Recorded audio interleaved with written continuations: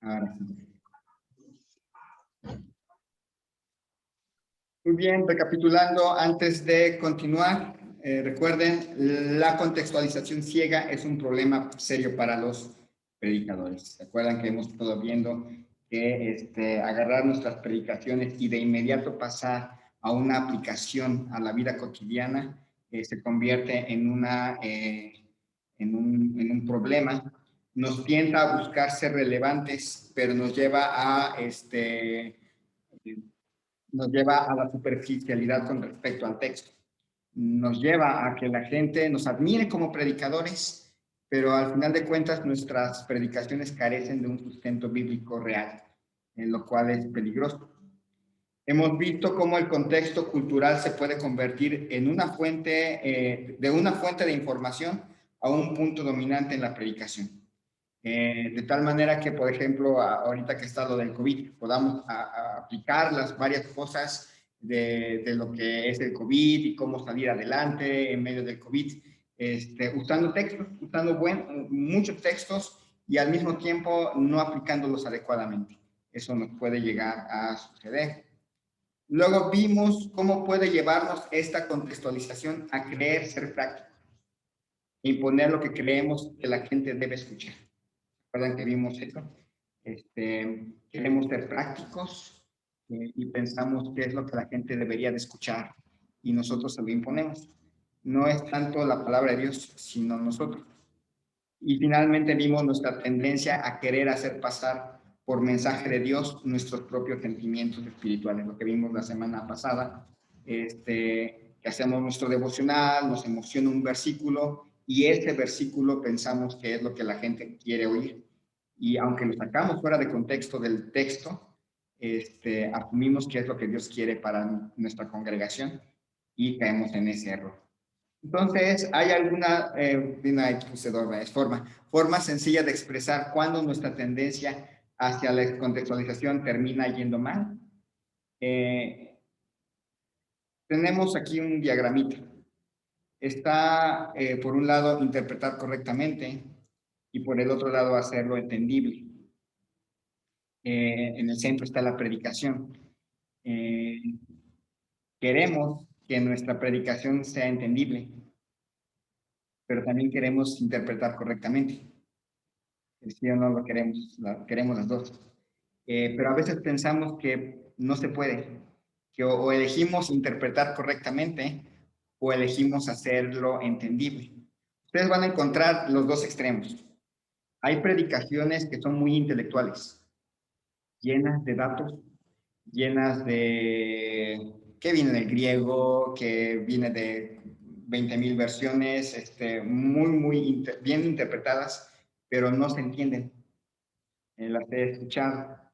También está el otro extremo, muy prácticas, pero interpretaron mal el texto. También está. Y la meta es el balance. La meta es encontrar el balance entre las dos, entre las dos cosas, los dos puntos. Interpretar correctamente y hacerlo entendible. Todos los predicadores queremos que hable el Dios vivo, por lo que debemos procurar interpretar correctamente. Pero también todos los predicadores queremos que la gente entienda lo que predicamos y lo apliquen a su corazón. Entonces, estas dos fuerzas van a ejercer mucha presión, exigen tiempo y atención, y a menudo vamos a ser tentados a inclinarnos a algunos de los dos lados. Ustedes tienen una ventaja que yo no tengo. Ustedes tienen que preparar una predicación al mes. Entonces, deben tener suficiente tiempo para interpretar correctamente y para hacerlo entendible. Yo no tengo ese privilegio porque yo tengo que predicar 2 veces por semana. Y sin embargo, tengo que hacer esas dos cosas. Requiere tiempo hacer la interpretación y requiere tiempo hacer que sea entendible y aplicable a la gente. Entonces, ustedes no tienen no tienen excusa. Si un día, por ejemplo, quieren tienen alguna duda sobre un pasaje, ahí en mi biblioteca hay comentarios bíblicos exegéticos. Es decir, que interpretan, que dan la interpretación de las palabras. Y me pueden pedir prestado algún tomo. Nada más me lo devuelven. Entonces, pero ahí están en mi biblioteca. Son buenos comentarios. Los pongo a su disposición cuando quieran. Cuando tengan dudas sobre algún pasaje o que quieran encontrar algún significado de palabras. Bueno, entonces damos la bienvenida a Jonathan, que creo que es el que está entrando. Y al final, hermano Gerardo. Hola, hermano, sí, lo siento, soy yo. Entonces, pensamos que si nos inclinamos más hacia el lado de la interpretación, nuestra predicación se va a volver intelectual y no será entendible. Y es que en sí eso llega a pasar. Cuando hacemos mucha interpretación y nada de aplicación, se vuelve una de esas reuniones académicas. Y hay que recordar que en nuestra congregación hay gente que no tiene estudios, hay gente que llega a primaria, que llega a secundaria, que a veces llega a una cuestión técnica, pero hasta ahí. Entonces, sí, las predicaciones llenas de interpretación son ricas para universidades. Entonces, pensamos que si lo dejamos en interpretación, se va a hacer intelectual. Pensamos además que la gente nos conocerá como predicadores de la palabra, en vez de predicadores que lo hacen en el espíritu y en el corazón. Una cosa muy importante que tenemos es que los predicadores que enfatizan más el hacerlo entendible que la interpretación, son conocidos como gente que lo hace con viveza, con el espíritu, aunque en su fondo teológico sea débil. Ustedes van a, sería bueno de vez en cuando checar predicaciones de otras, no de otras denominaciones, pero sí de otros predicadores, y van a notar esa tendencia no a la interpretación, sino a la aplicación. Es como que muy fácil. Creemos que la ortodoxia doctrinal es importante, pero creemos que es más importante causar impacto. Entonces tendemos a descuidar mucho la interpretación. Entonces, pensar que la interpretación correcta y hacerlo entendible y hacer entendible nuestro mensaje son incompatibles abre la puerta a los errores de la predicación que hemos estado viendo. Entonces, básicamente esta es una recapitulación. Recuerden, hemos estado observando, viendo errores en la contextualización. Entonces, hermano Salomón, es importante que nuestros mensajes se apliquen a la vida cotidiana moderna. Sí, sí es importante. Hermano Carlos, es importante que nuestros mensajes vengan de textos bien interpretados. Sí. Sí, es importante que vengan bien interpretados. Jonathan, ¿crees que se puede hacer ambas cosas al mismo tiempo? Interpretar correctamente y hacerlos aplicables al mundo moderno. Sí, pero requiere un poco más de tiempo, pero sí se puede. Sí, requiere un poco más de tiempo, pero sí se puede. Entonces, haciendo esta recapitulación, ¿tienen alguna duda antes de pasar a la primera cosa que tenemos que atender para hacer un buen sermón?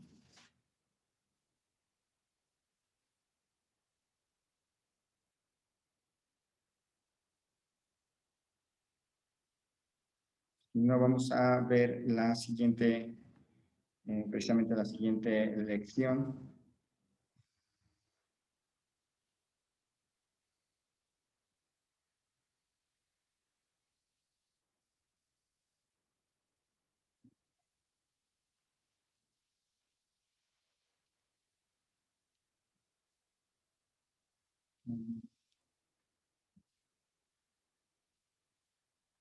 La próxima, si no les llega el apunte en las siguientes horas, me reclaman porque ya tengo el apunte de la anterior presentación. Hoy vamos a ver la exégesis. ¿Alguien sabe qué es exégesis?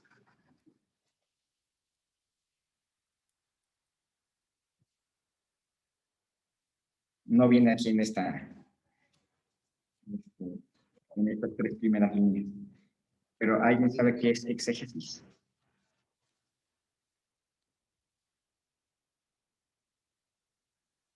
Una idea de qué es exégesis.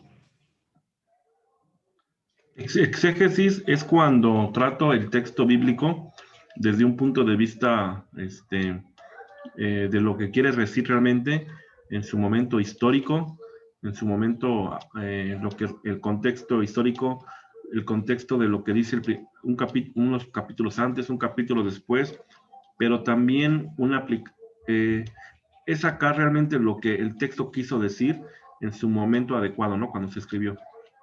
Muy bien, esa es la, digamos, la definición de exégesis.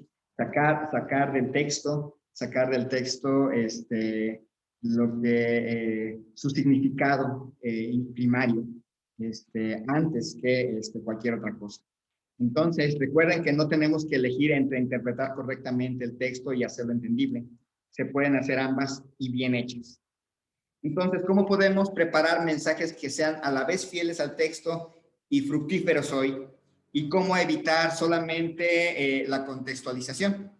Hay tres formas. Ustedes las ven aquí: la exégesis, la reflexión teológica y las implicaciones para hoy. Están las tres ahí.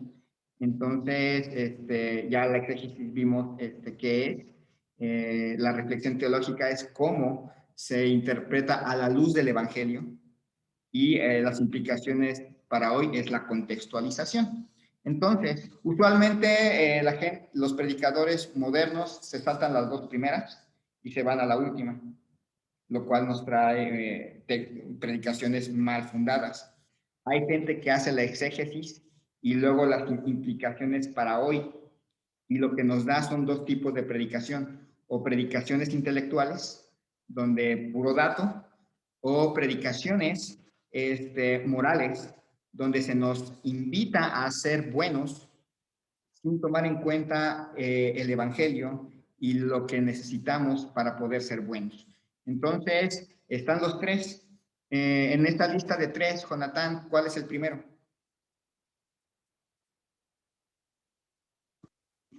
La exégesis, ¿no? La exégesis es la primera. La segunda, hermano Salomón.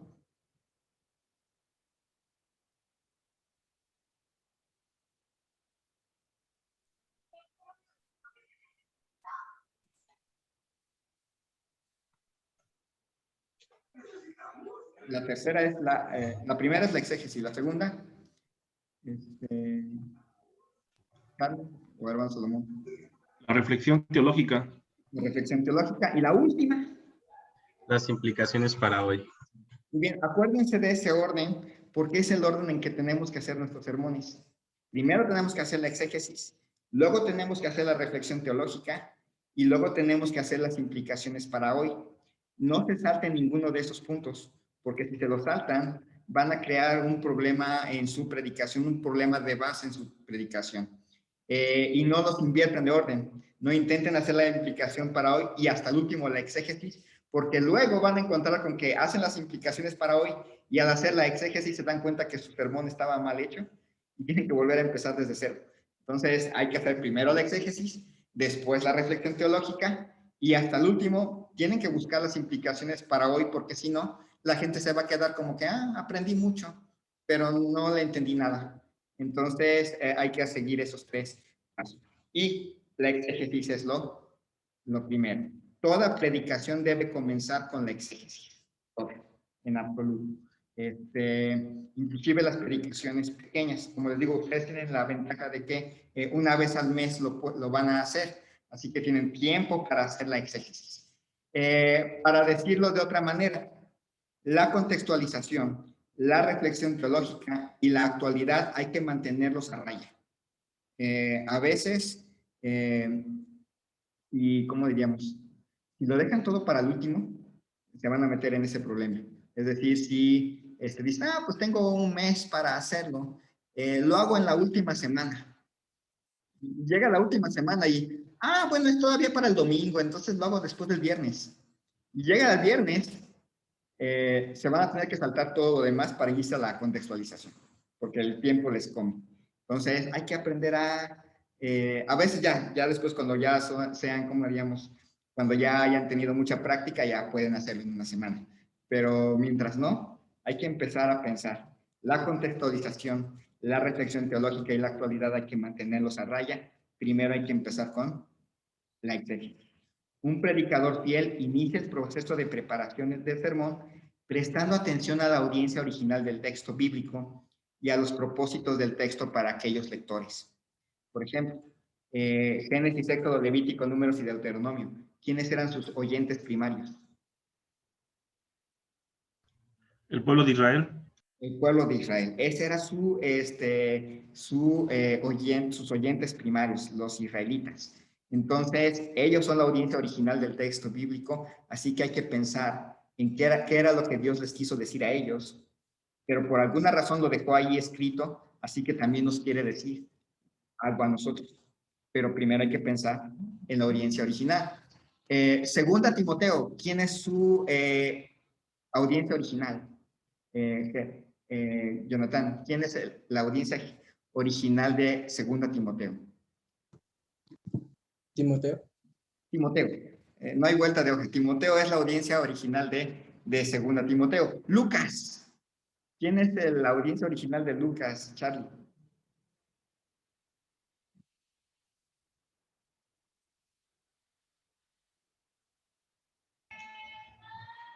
Empieza con T. Teófilo. Teófilo, ¿se acuerdan que esa es la audiencia original de Lucas y de Hechos? Entonces, cada libro tiene una audiencia original y hay que pensar en su audiencia original. Cuando no la pensamos, por ejemplo, si no pensamos que la audiencia original de Éxodo, Levítico, desde Génesis hasta Deuteronomio, por ejemplo, es el pueblo de Israel, nos vamos a confundir cuando habla de la ley. Hay que recordar el propósito, la audiencia original de la ley y el propósito original de la ley. Porque si lo perdemos de vista, después vamos a estar tratando de restaurar la ley en tiempos modernos. Tiene un propósito específico y es muy bella la ley y es muy bello hacer un estudio sobre la ley, pero hay que ponerlos en su lugar original. Lo mismo va a pasar con Samuel, con los Salmos, con Malaquías y luego las audiencias originales de Efesios, Corintios. Tienen una audiencia original y hay que preparar nuestros sermones pensando primero en qué es lo que quiso decirle Dios a su audiencia original. Ahorita vamos a ver un poquito más. Esta primera audiencia se convierte en la primera preocupación del predicador de dos maneras. De una u otra forma, el expositor, en primer lugar, debe dar el contexto bíblico en lugar de su propio contexto. Debe darle al contexto bíblico el control sobre su significado del texto. Entonces, debemos de estudiar el pasaje. Como dice el hermano Salomón, incluye los pasajes anteriores y posteriores. A veces, si tenemos tiempo, el contexto original del libro. A veces, si tenemos tiempo, el contexto original de la sección de libros en los cuales se encuentra nuestro texto. Pero hay que darle al contexto bíblico, por lo menos en los pasajes anteriores, el control. Debe escuchar atentamente hasta que sabe cómo el texto encaja en el mensaje general del libro. Cada libro tiene un mensaje general. Entonces, tiene uno que tratar de pensar en qué dice nuestro texto a la luz de todo un libro. Yo sé, uno dice, bueno, pero es que no me va a dar tiempo de leer todo el Evangelio de Lucas para un pasaje chiquito que voy a predicar. Bueno, ustedes tienen la ventaja de en un mes pueden leer todo un libro completo para saber en dónde encaja el texto, en dónde encaja en el mensaje general del texto. Por ejemplo, si ustedes se fijan, los domingos en la mañana estoy haciendo algo. ¿De qué estoy predicando?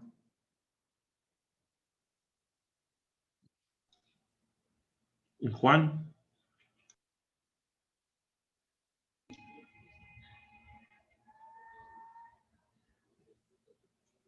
Estoy predicando de un libro.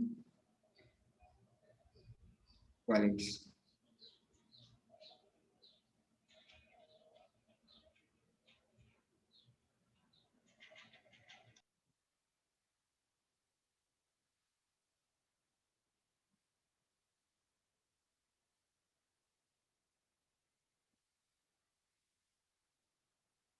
empieza con L y termina en Lucas. Lucas. Lucas. Si ustedes ya se fijaron, estoy en Lucas y ya empezamos a ver los milagros y empezaron a notar que estoy haciendo, que estoy recalcando que hay un milagro y enseguida hay una enseñanza. Y antes del milagro hay una audiencia para ese milagro. Y si ustedes se fijan, llevo como 2 o 3 predicaciones que cada milagro hace lo mismo. Una audiencia, un milagro y una enseñanza. Y a veces la enseñanza es diferente a la que normalmente la usaríamos para una predicación. Por ejemplo, la del paralítico. Nos centraríamos en los amigos del paralítico que tienen la fe para llevar a su amigo y de repente encontramos que el texto tiene otra enseñanza, que tiene otra finalidad, que el centro no está en los amigos del paralítico que al final de cuentas desaparecen en la historia, sino en una enseñanza específica. Cristo es Dios. Entonces, así nos va a pasar. Van a encontrar que hay un hilo en su texto que lo van a poder ir siguiendo. Hay que escucharlo atentamente. Lo vamos a empezar a aprender más adelante. Hay que observar la estructura y el énfasis del texto. Cada texto tiene un énfasis y una estructura. Van a notar, aunque como digo, vamos a verlo más adelante, van a notar que tiene una introducción, luego tiene una serie de eventos, un clímax, y luego viene un desarrollo, una conclusión. Más o menos así se van desarrollando. Los poemas tienen otra forma de estructurarse, y hay que tener cuidado en cómo predicar un salmo, que los salmos tienen una forma de estructura, las epístolas tienen una forma de estructura. Entonces hay que encontrar la estructura y en dónde está el énfasis. Eso va a requerir que lean su texto antes de predicar. No nada más se centren en una frase del texto, sino lean bien el texto y van a encontrar la estructura. Solita sale. Solita van a encontrar, a veces inclusive rompe los títulos negros que le han puesto a las escrituras. Y se nota la estructura. Entonces, la primera audiencia se convierte en nuestra primera preocupación. ¿Qué quiso decirles Dios a los primeros que leyeron o escucharon lo que vamos a predicar? Entonces, aquí tienen un diagrama, está el texto. La exégesis nos lleva a ellos en aquel entonces. La contextualización nos lleva a nosotros ahora. Un predicador moderno va a hacer del texto a nosotros directamente y no va a interpretar correctamente. Un predicador intelectual va a ir del texto al entonces y ahí se va a quedar. No va a avanzar hacia lo que sigue. Más adelante vamos a ver lo que sigue. Pero definitivamente, si queremos ser un buen predicador, vamos a tener que empezar del texto hacia el ellos entonces. ¿Qué se quiso decir originalmente? Y sí se puede encontrar. Entonces, ¿se dieron cuenta que nada en la lista anterior se refiere a la contextualización? Da el contexto bíblico, escucha atentamente hasta que sepa cómo el texto encaja en el mensaje general del libro y observe la estructura y el énfasis del texto. Ya se dieron cuenta que en ninguno de los 3 pasos de la exégesis está la contextualización.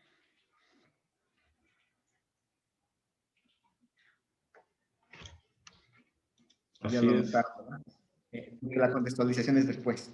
Estos 3 primeros pasos son los primeros que damos a la hora de empezar a hacer una predicación. Leer el contexto, tratar de ver cómo encaja mi texto en el conjunto del libro. Se les va a hacer fácil si predica, por ejemplo, en el caso de Charlie, que predicó algo de Santiago. Bueno, se le va a hacer fácil porque el libro es corto, 5 libros. El hermano Salomón se le va a hacer fácil porque Primera de Pedro, ¿verdad? También es corto. Jonatán se le va a hacer difícil porque siempre agarra predicaciones temáticas. Entonces, tiene que hacer lo mismo, pero para cada textito que va a agarrar. No te asustes, Jonathan. Entonces, la contextualización es importante, pero un buen predicador la coloca en el lugar adecuado del proceso. ¿Cuál es tu lugar adecuado? ¿Al principio, a la mitad o al final?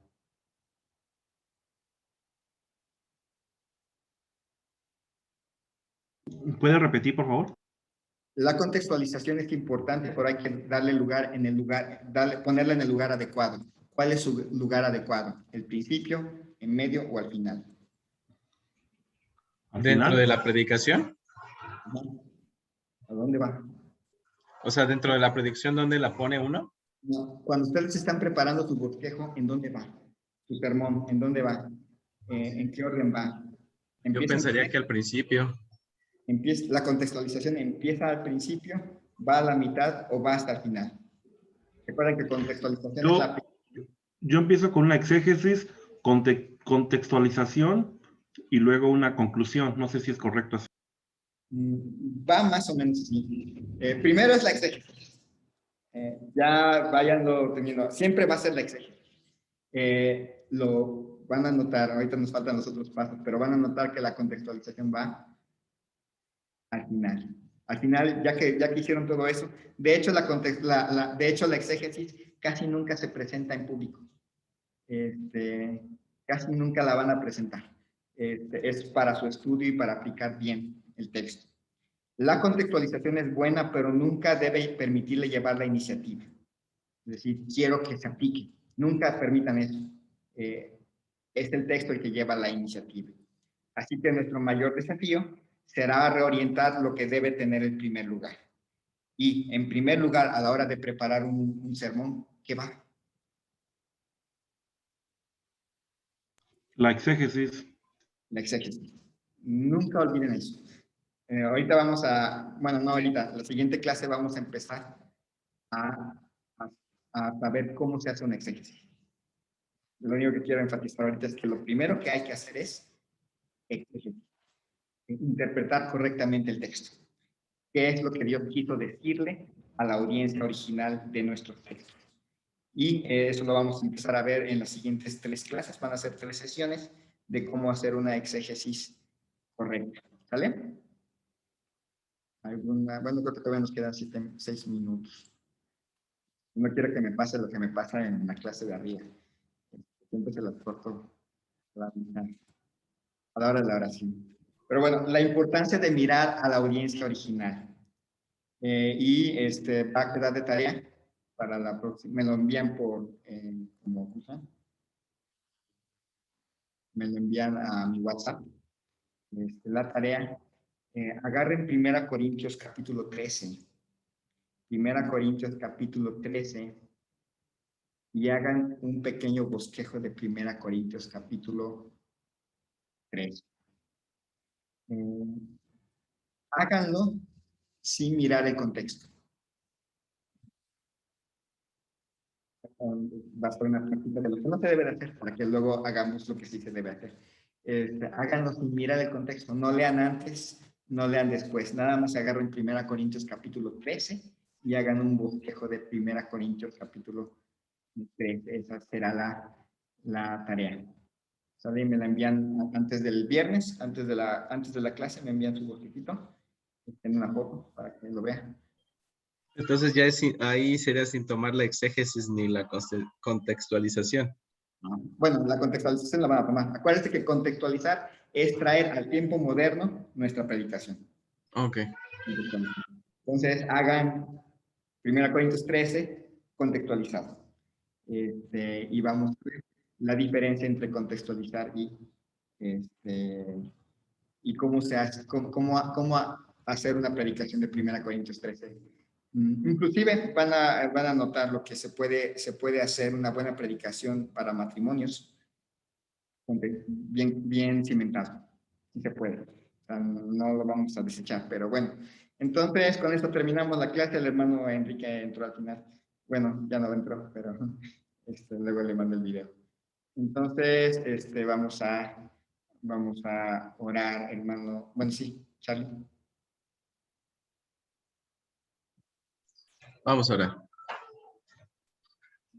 Señor y Dios, te damos gracias porque tú nos permites tener una clase más. Te pido, Padre, que nuestra atención esté en servirte, que no sea para la gloria de nosotros, sino que eso que estamos aprendiendo sea para poder presentar tu palabra de manera correcta a los demás. que también aquellos que van a escuchar de nosotros puedan aprender también, Señor, y esto sea un círculo en el cual todos podamos crecer para honra y gloria de tu nombre, Señor. Te pido una bendición especial para los que están en la clase, Señor, que tú los sigas ayudando, los sigas manteniendo firmes y animados para poder seguir aprendiendo, Señor. Y para aquellos que van a tomar la siguiente clase, también tú, Señor, ayúdalos, muéstrales, darles la atención correcta para poder aprender más. También gracias por nuestro hermano Eder, ayúdalo a poder seguir firme, a poder seguir enseñando lo que tú nos has dado, lo que tú le has dado. En nombre de Cristo Jesús, amén. Amén. Bueno, que el Señor Amén. les bendiga. Hasta luego. Hasta luego. Nos vemos, hermano Salomón. Hasta luego, Gerardo adiós. Velázquez. Nos vemos. Nos vemos. Nos vemos, Eder. Fíjate. Bye. Bye.